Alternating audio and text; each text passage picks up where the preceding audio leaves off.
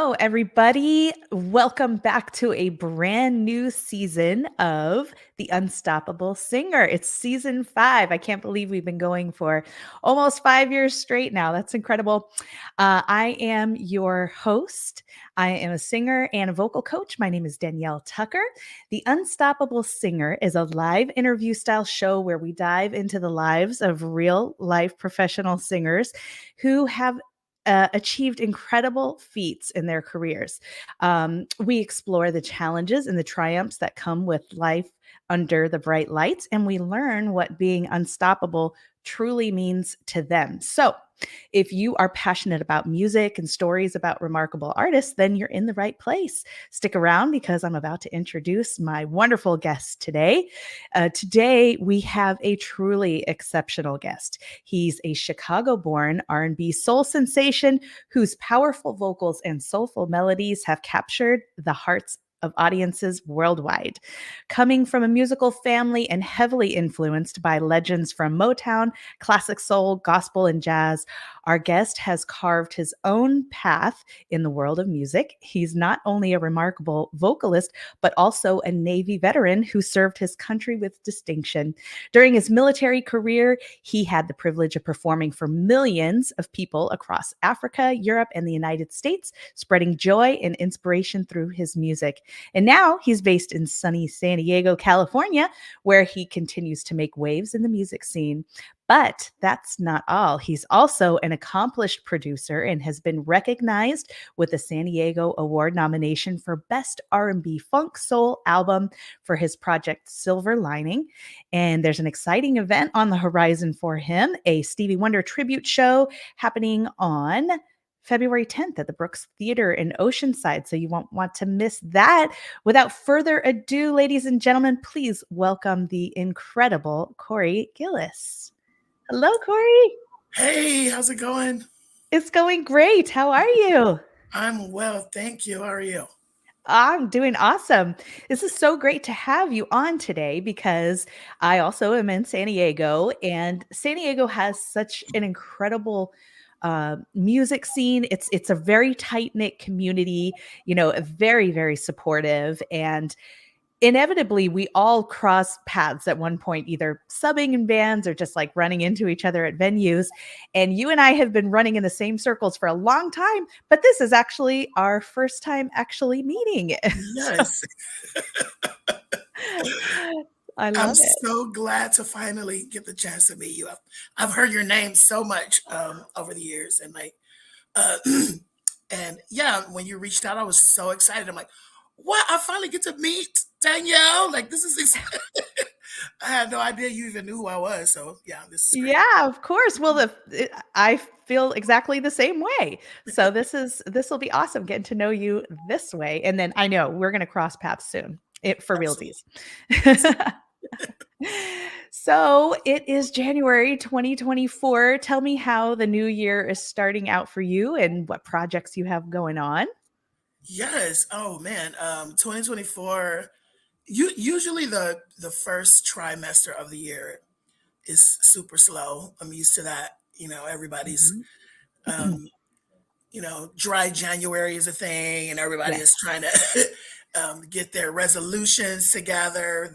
They're very resolved in their um, their plans to better themselves or whatever they're going to do for the new year. So the first trimester is not really about partying and celebrating because we've done all that in the holidays. So Mhm. usually the first trimester is very slow. However, this year is not. This year is starting off um, very busy, and I'm very excited about it.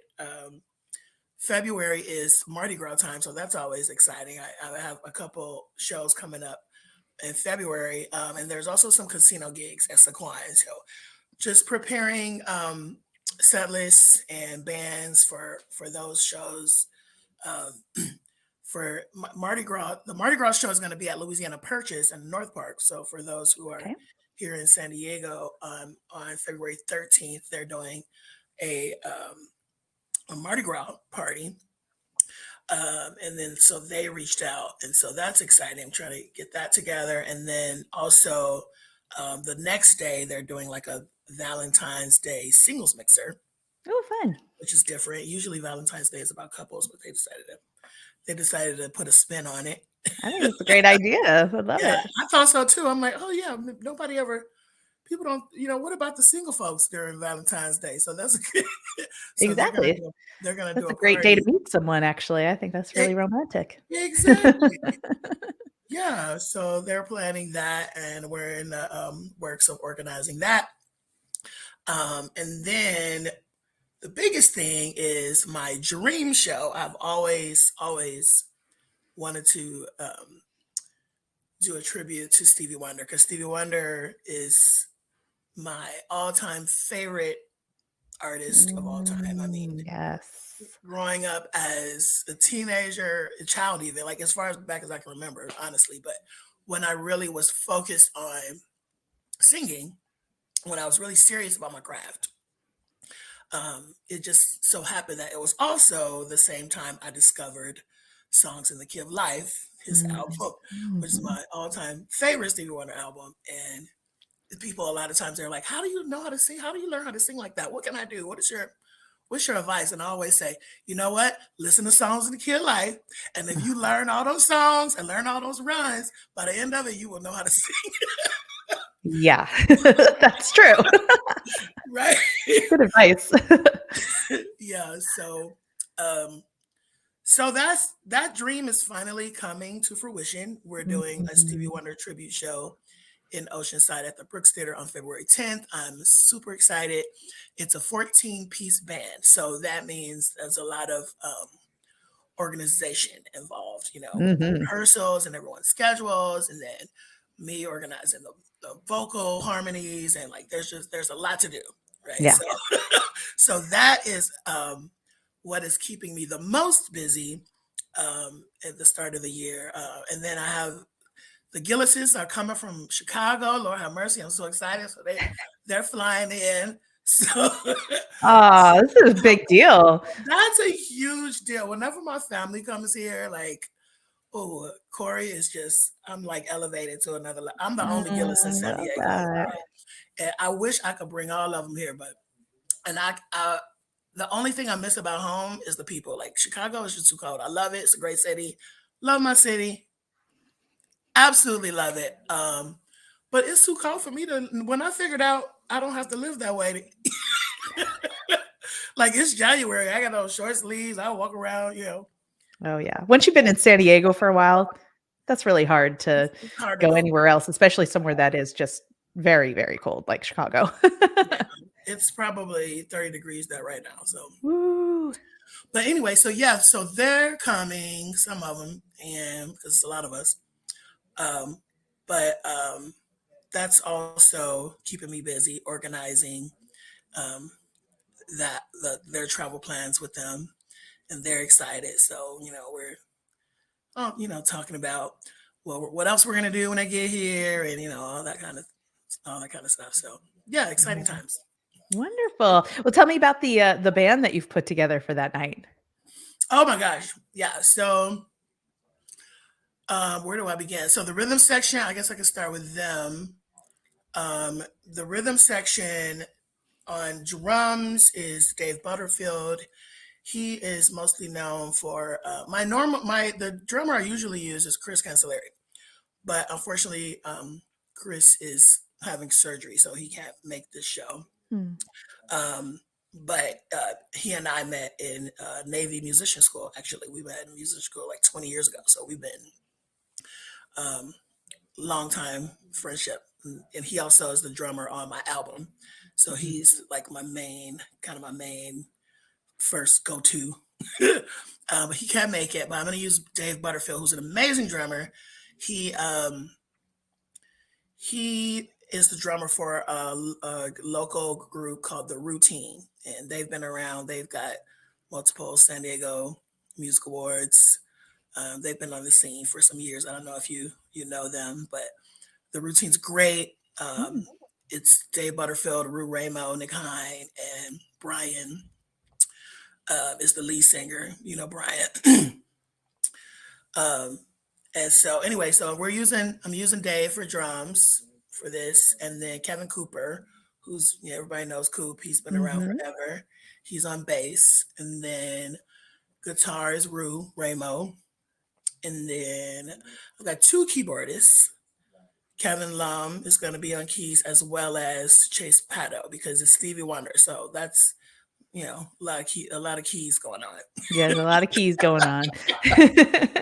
Organs and synthesizers and a lot of stuff. So Yeah. we need two.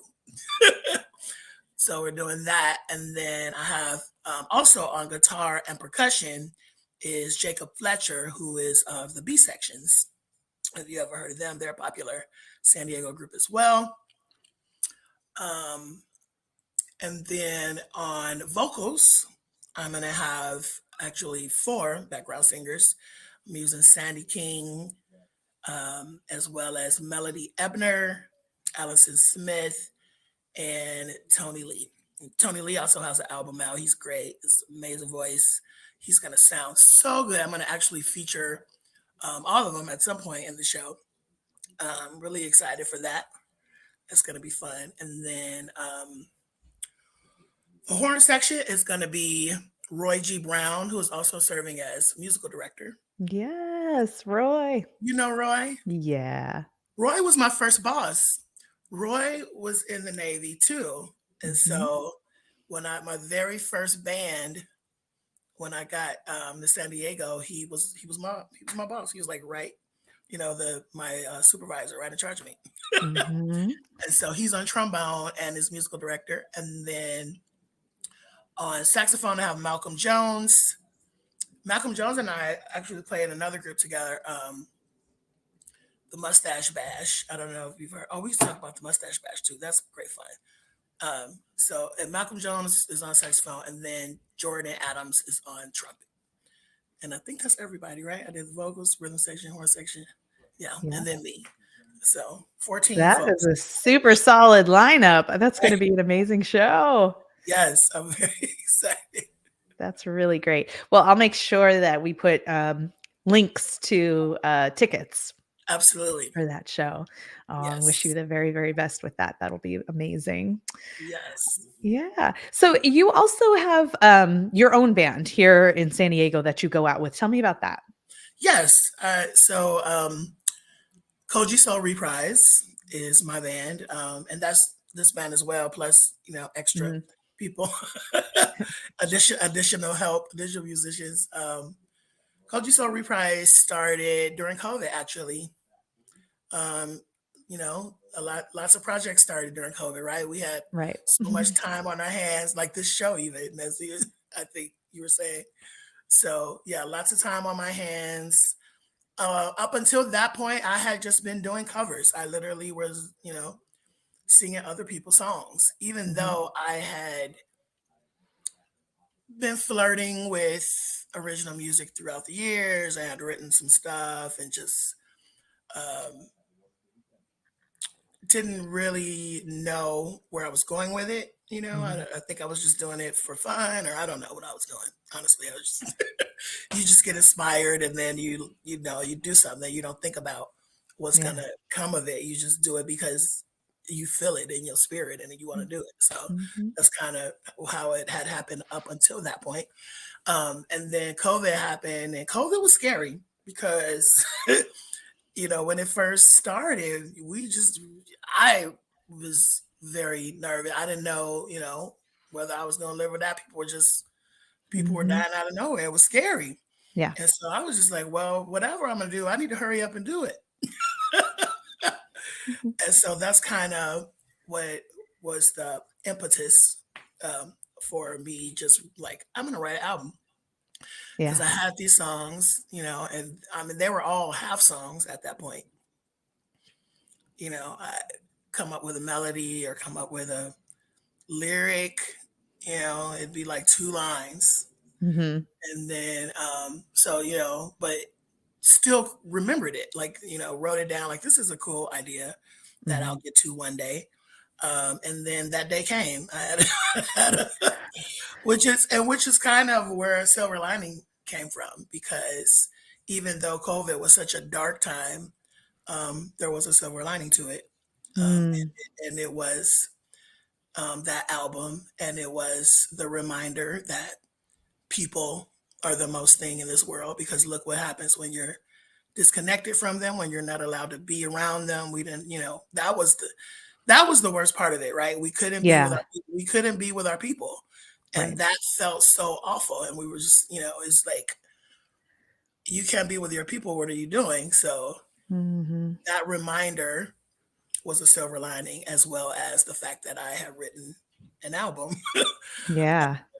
And so that's why I titled it Silver. And that's the title track of the album as well. And so much fun doing that.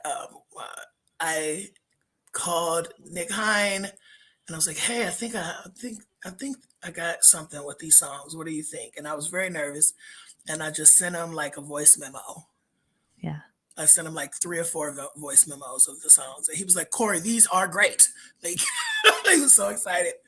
And then Chris Cancelleri, who I was talking about earlier, my drummer, I went to his house, and he and I, he plays the drums, so he was like putting grooves to it while I was singing along to my songs, and then it's something really special about in your head that that you're able to now bring to life. Yeah. And so when that happens, it was a super exciting time. Yeah.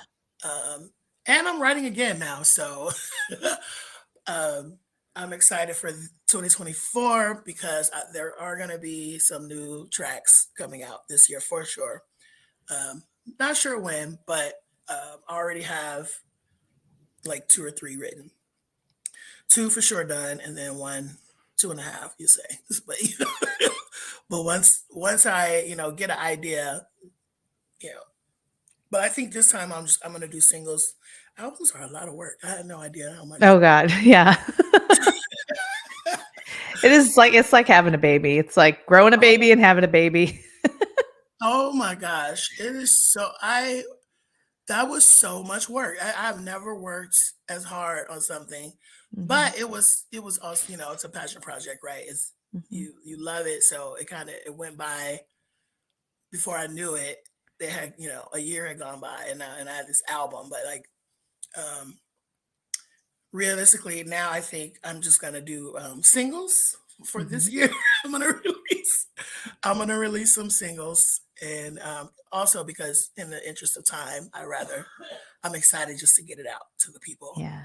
Yeah. And if I did an album, I would have to wait longer, and I don't. And now that I know what I know, I don't have to do that. I can just release some singles Yeah.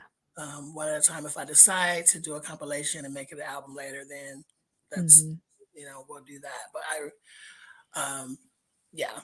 Ideally, I really love the next time I do an album, somebody else going, because I have to do everything.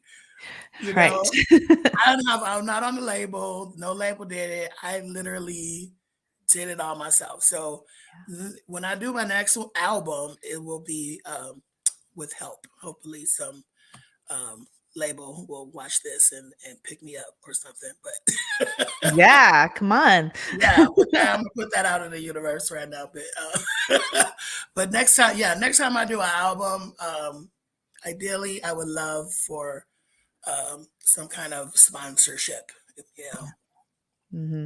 That's great. Oh, I love it. Well, that's exciting. And I think dropping, singles as a strategy is really kind of the way right now. So that's exactly. amazing. Yeah, good. Nobody's buying CDs and tapes no more. Like, we just we listen to one song at a time Mhm. from TikTok or Instagram.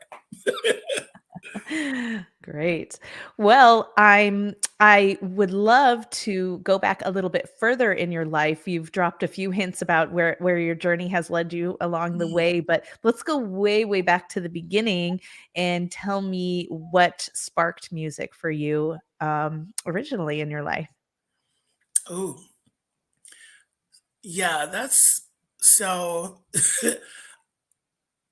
Even before I can remember, I was singing and dancing. Like, I was singing and dancing before like, my family will tell me stories of, when I was, 2 and 3, and singing and dancing before I could even talk. Mm. completely, you know. Yeah. So it's always been a thing. But I come from a musical family.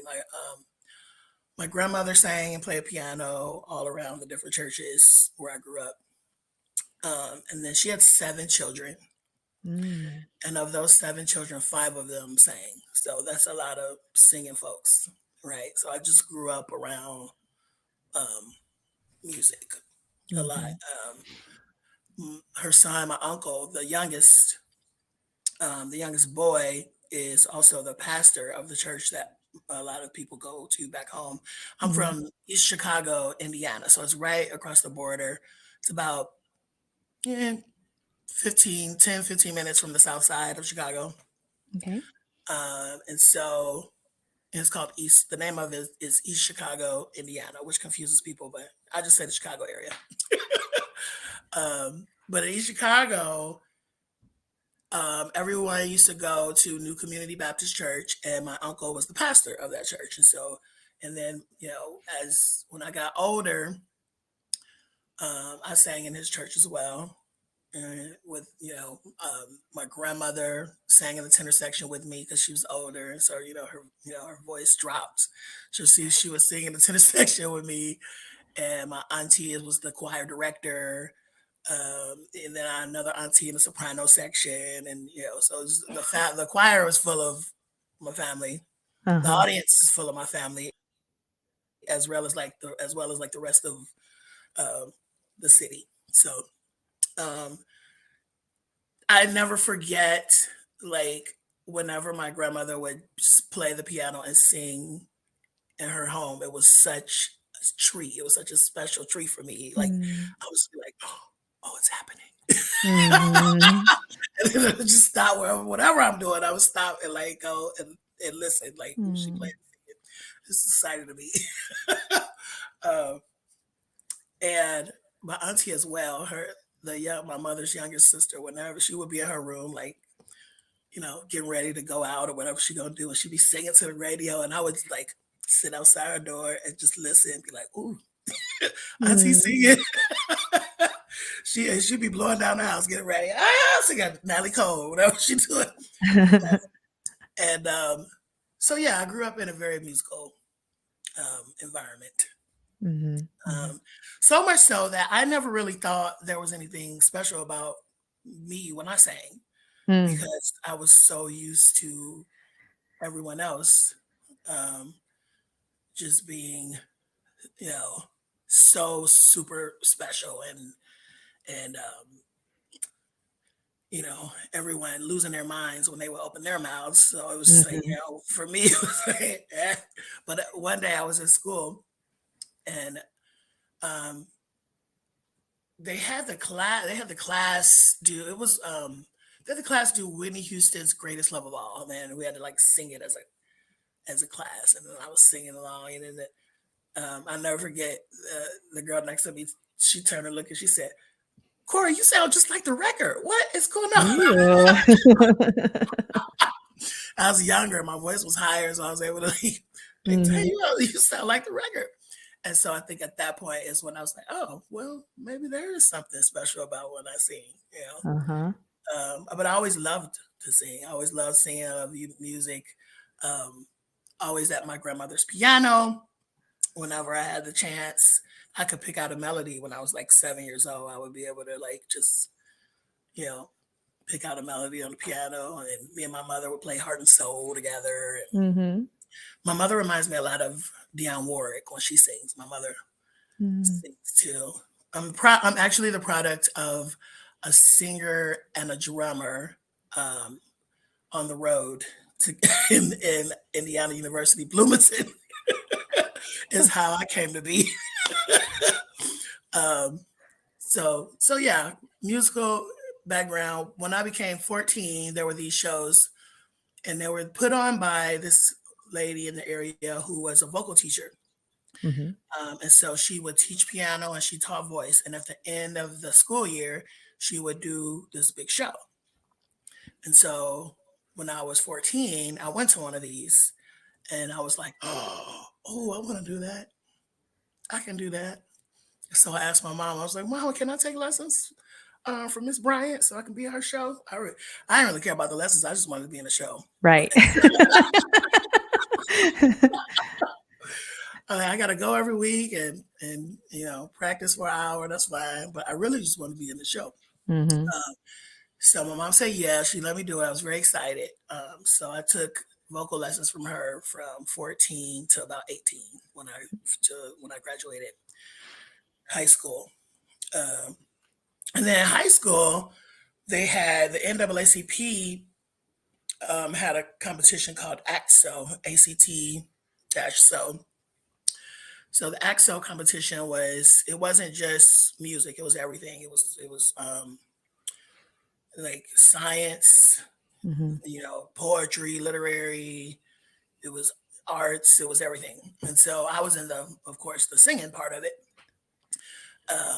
And then I won for the state and went and competed nationally for the ACTSO competition. And that was kind of like my big, like, aha moment. Like, this is something you could probably do. I think you're on to something here.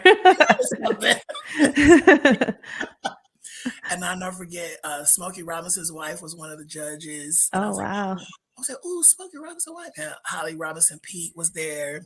And I was like, all these famous, accomplished Black folks everywhere. And I was like, what is going on here? Like, it was very impactful for me as an 18-year-old to be a part of that. And so that was kind of my aha moment. And that's, I started doing weddings.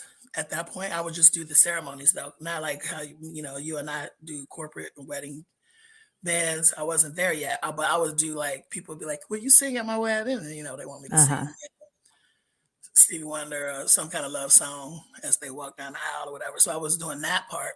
Mm-hmm. Or I would do like a love song at the reception. Mm-hmm. But just, that was kind of that's when I very first started dipping my toe into singing professionally.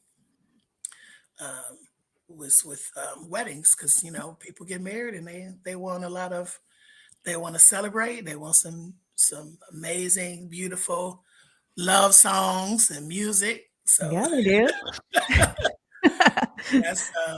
That's how that started, and that was in the 90s, back when I was a teenager. So that's a great start. That's a great start. So that's when you first discovered that this could potentially really be like, were you thinking this could be a profession for you, or were you thinking did you have other career goals or anything, or was music it for you? I mean, at that time, it was the 90s. I was a teenager. I was gay and didn't want to come to terms with it. So I was terrified.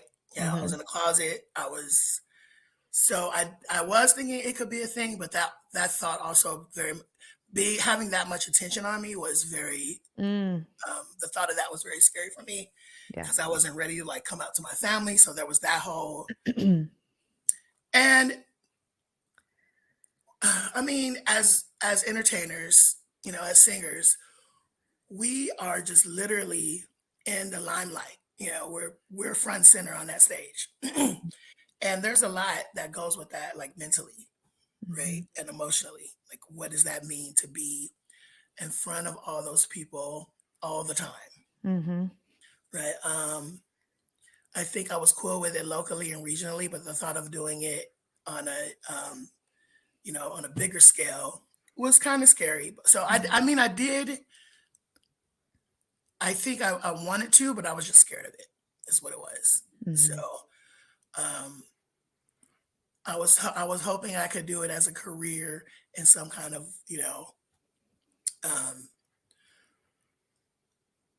behind the scenes way. Yeah.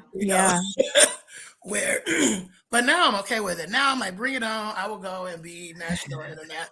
I'm very, very secure in myself. That's wonderful. Yes. As a teenager, though, in the 90s, that was rough. Yeah.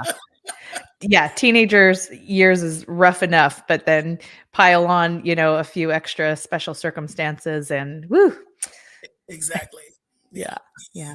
Yeah. So you get a little bit older and then you make the choice to join the Navy. And was that were you thinking you wanted to be a Navy musician at that time going in, or were you just planning on joining the service? Oh no, I went very much with the idea that I was going to sing for the Navy. In fact, I did an internet search because the internet had just come out. That's how long Mhm. ago this was. Um, and I'm literally like, I did a search on the internet, how to make money singing Oh. was my search. I still remember that. And the Navy band came up, Mhm. which I would have never thought. Like that was literally the last thing. But what's also what's funny about it is my best friend left and joined the army like the year before. So my best friend was gone. He had joined the army. I at the time was a blackjack dealer for one of the riverboat casinos because the riverboat casinos had just come. So I was dealing blackjack on the riverboat casino, and I hated it. It was so fun and glamorous for the first 6 months, and then it got old very very fast. Mm. Uh, and then people just getting mad at me for taking their money. Uh, which like I'm just playing the game, I'm following the just rules. doing my job here. I'm just doing my job. You ain't got to be cussing at me, sir. Boy, I'm sorry you lost your rent. That's very sad. Right. Really, but it is not my fault.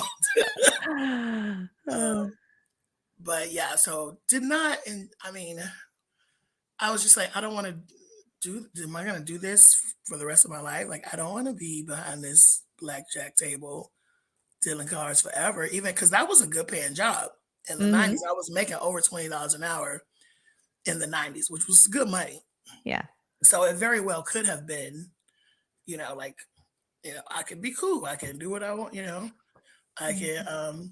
be a productive member of society with this casino career. Mhm. But realize that is not what I wanted to do. So then I did that search how to make money singing. And the Navy band came up, and it kind of was a blessing in disguise too, because it was also, I mean, it was cool on multiple levels. One, I got to do what I love because I would be able to sing for money, and two, I would be able to run away from home and be where I wanted to be and figure out who I Mm. was. Yeah. Right. So that was exciting to me to like just go experience um, other places. And then I remember I got my very first orders. I wasn't a musician right away because they couldn't figure out how to get me the audition, and they were just like, pick something else. Mhm. Which years later, and looking back, I realized was just a ploy to get me in or whatever. Right. So I fell for that, and I was like, okay. But then but my first duty station was Spain.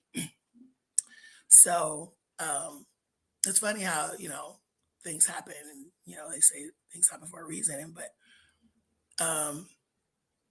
living in Europe for 2 years, that early in life and having my own apartment, like, was exactly what I needed to, Yeah. figure out who I was and not have all these other negative messages. And you know what I'm saying? Just I was able to concentrate and on me, and Mhm. figure out what I liked and who I was. And so that was an amazing experience. Able to, live in a completely different culture with different people and just realize that, this world is big. There's a lot Yes, going it on. is. Yeah. So that really opened my eyes to a lot, Mhm. and finding myself. Yeah. Which again, going back to if you're going to be a singer, that's important because that is how you combat that fear that people have of, when you're up there and you're afraid and and you don't want to show the true you. Um, that's just ego, really, and insecurity, and not knowing who you are, not knowing your true magic. You Yeah. know, um, so it's important to be able to uh, know yourself and Yeah. trust yourself so that you can combat that fear. Mhm. because it's rough. Imposter syndrome is rough. But I remember one of my professors once told me um, that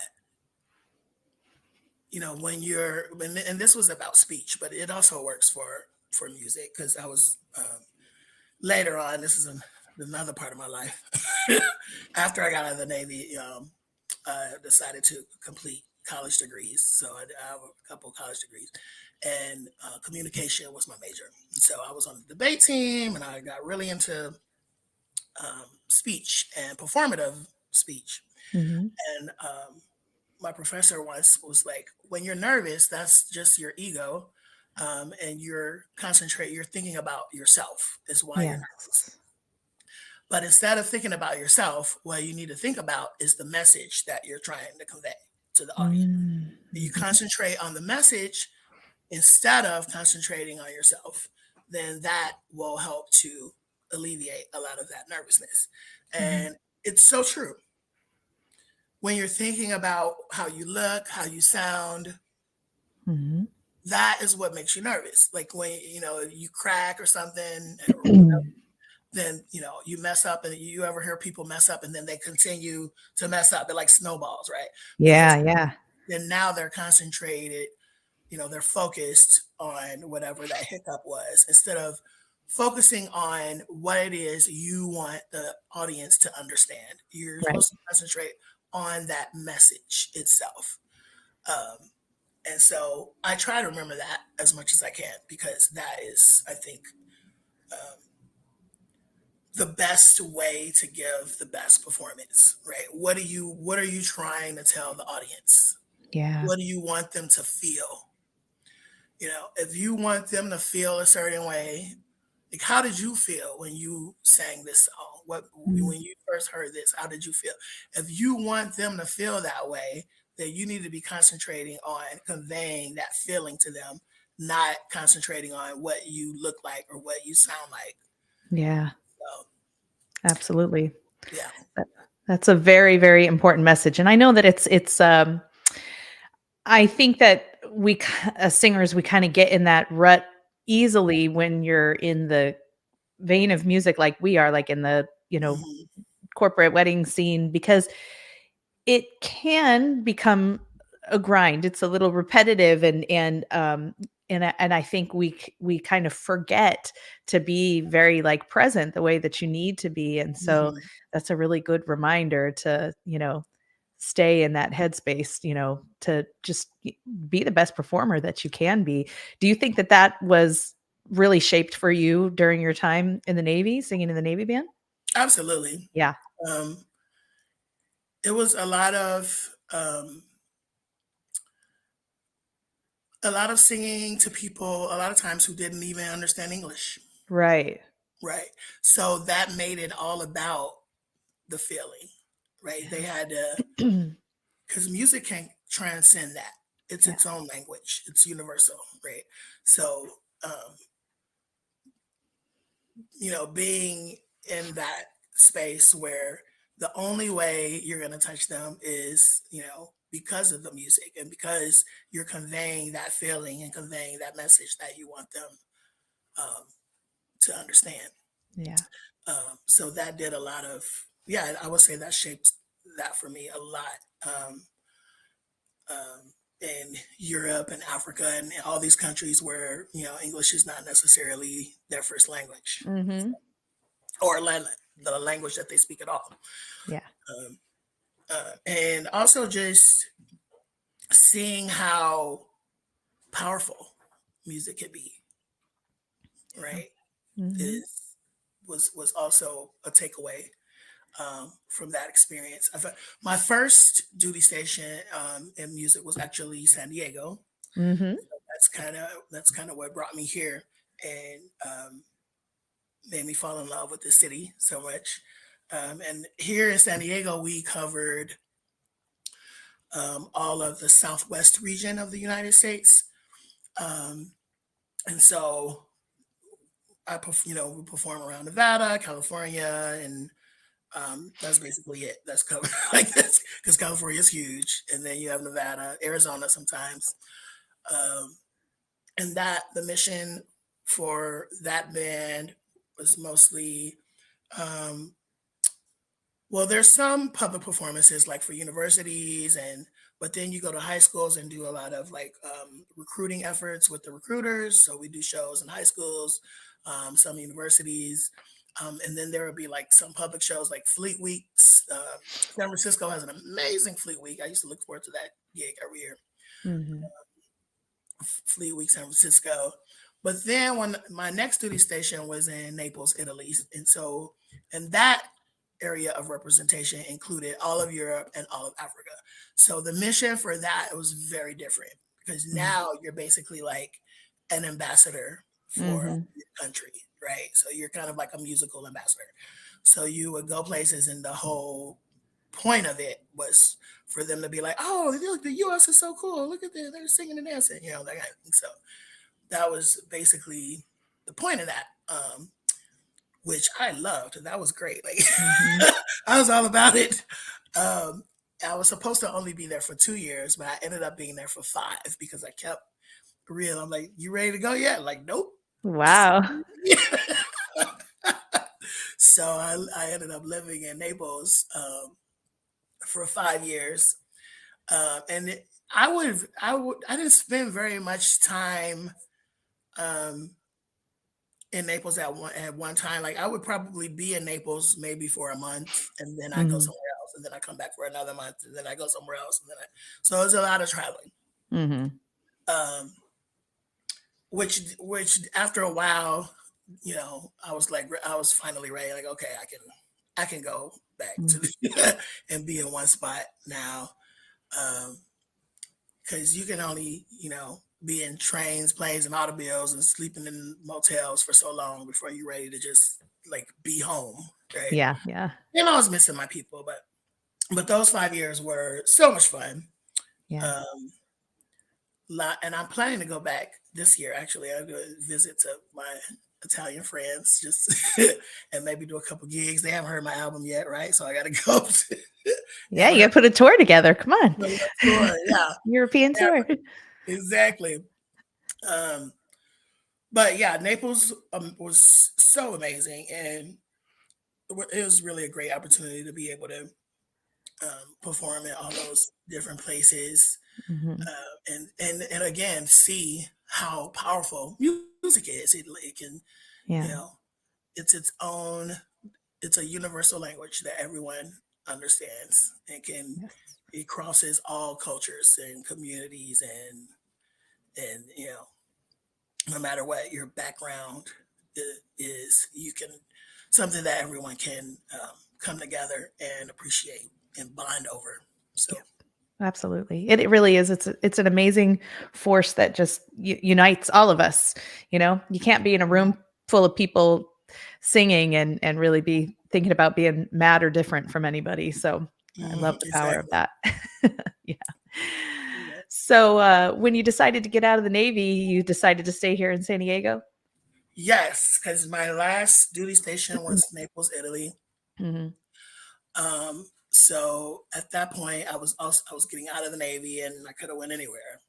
I flirted with staying in Europe Uh-huh. for a little while, but then it was like I was missing my people too much. I was like, no, I got to get closer to the Gillises. They're all in the U.S., so I should go back to the U.S. Yeah. Also, there was the money issue. Like, how can I? I was accustomed to a certain way of life. I'm not going to be able to do that here, Yeah. in Naples. So, without finding some kind of a job, right? Um, and I could have went anywhere. I didn't want to go back to Chicago because it's too cold. Mhm. And so I had over the years I kind of created my own little family anyway, Mhm. and they were here in San Diego. So I wanted to get back to my San Diego family that I had created. So I came back here and used my GI Bill because I, did the my veteran benefits in order to complete my education because I did a little bit of college, but um, didn't finish. So I came and I finished a bachelor's degree in communication, and then I had some left, so I did a master's degree in counseling, and then it's educational counseling. So I ended up working for my day job. I'm a school counselor at a tech school. Ah, Yeah, so I do that during the day. And then, so the one university I was working at, the first university I worked at was National University. And so I ended up getting another graduate degree in communication, just because if you work for university, you don't have to pay for the degree. So I was, and then this was also like during COVID too. mhm. And so I was like, well, I got a lot of time on my hands. And so I was doing my album and finishing another graduate degree at the same time. Wow. And so, yeah, so I have um, those two degrees. And yeah, that's kind of um, what I've been doing in San Diego ever since. Wow. I got out of the Navy and I started going to school, and then I kept going to school for about 7 years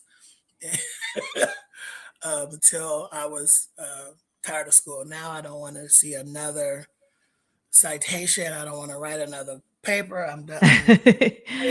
You're done with that. I'm done. If I don't have to do that again, I'll be all right. Yeah. Oh, that's amazing. Well, we're so glad and fortunate that you did land here with us in San Diego. I know that you're a very beloved member of the community, and it's been amazing getting to chat with you and really hear, your backstory and how you got to where you are. And it sounds like your journey has really been a journey of self-discovery through music, and I love that. I think that's incredibly inspiring, and I know that that's really going to touch a lot of people that listen to this. So thank you so much for sharing that with us. And I know that the journey was not without its ups and downs and challenges. So you persevered through all of that, and fast forward to today, you have a great career and you're doing amazing things like putting on a Stevie Wonder tribute show coming up February 10th. So everybody check that out. But tell me, as my last question to you, what is it that makes you unstoppable? I think what makes me unstoppable is my love for music. And I would say love, full stop, right? Yeah. Because love for people, love for music, it's a powerful energy Yeah. that is gonna always keep me moving. And my uncle always used to say, "Keep it moving," and that's what love does. That's what music does. It's that powerful energy that's gonna always keep me moving. Yeah. Oh, I love that. I love that answer. Thank you so much for that. But Absolutely. Kori, it was great getting to know you. Thank you so much for doing this. A big honor to have you on here and to finally get to meet you and hear your story. Thank you for sharing with us. It was so my pleasure. I had so much fun. Thank you for asking me to do this. I had so much fun. Of course. Well, where would you like everybody to check you out online and follow you? Absolutely. The easiest way is going to be kojisoul.com, which is my website. Okay. Or if you're on Insta, which we all are a lot of the time, you can find me at Koji, Kogee 23 on Instagram. Great. Well, I'll make sure that I put all the links in the comments in the show notes. So please go like and follow Kori's work and check out his music.